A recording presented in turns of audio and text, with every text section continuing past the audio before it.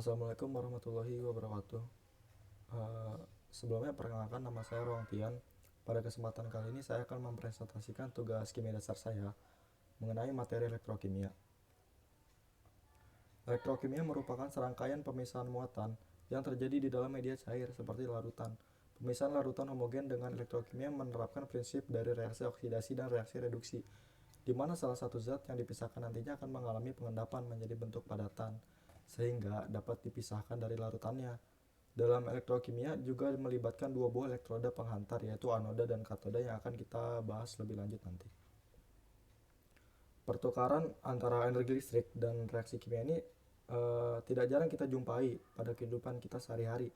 Misalnya pada penerapan prinsip kerja baterai yang memberi daya pada smartphone yang mungkin sedang kalian gunakan untuk menonton video ini.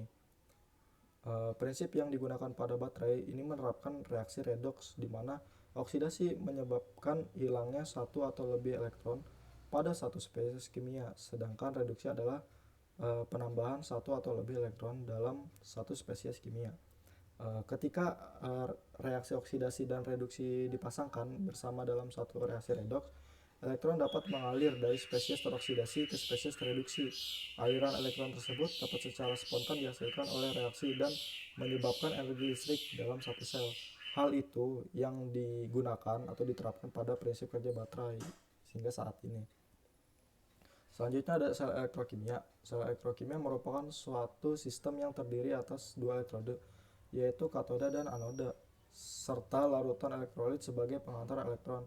Pada katoda terjadi reaksi reduksi dan pada anoda terjadi reaksi oksidasi. Sel elektrokimia tersusun dari dua material penghantar atau konduktor listrik yang disebut dengan katoda dan anoda. Kedua material penghantar ini disebut dengan elektroda. Elektroda tersusun dari elektroda itu sendiri dan bahan kimia reagent yang terlibat. Anoda merupakan tempat terjadinya oksidasi bermuatan negatif disebabkan oleh reaksi spontan. Elektron ini akan dilepaskan oleh elektroda ini. Katoda adalah elektroda tempat terjadinya reduksi berbagai zat kimia. Terdapat dua jenis sel elektrokimia, yaitu sel elektrolisis dan sel volta. Nah, sel elektrolisis sendiri merupakan sel elektrokimia di mana energi listrik digunakan untuk menjalankan reaksi redoks tidak spontan. Reaksi elektrolisis dapat didefinisikan sebagai reaksi penguraian zat dan dengan menggunakan arus listrik. Untuk pengaplikasiannya, sel elektrolisis dapat kita jumpai pada pembuatan beberapa bahan kimia, pemurnian logam, dan penyepuhan logam. Aspek kuantitatif dari elektrolisis dirumuskan oleh Michael Faraday dalam dua hukum elektrolisis Faraday. Hukum-hukum elektrolisis Faraday menyatakan hubungan antara massa zat yang dihasilkan di elektroda dengan muatan listrik yang disuplai pada elektrolisis. Di slide ini ada bunyinya. Yang pertama, massa zat yang dihasilkan pada suatu elektroda selama elektrolisis berbanding lurus dengan jumlah muatan listrik yang digunakan. Yang kedua, massa zat yang dihasilkan pada suatu elektroda selama elektrolisis berbanding lurus dengan massa ekivalen zat tersebut.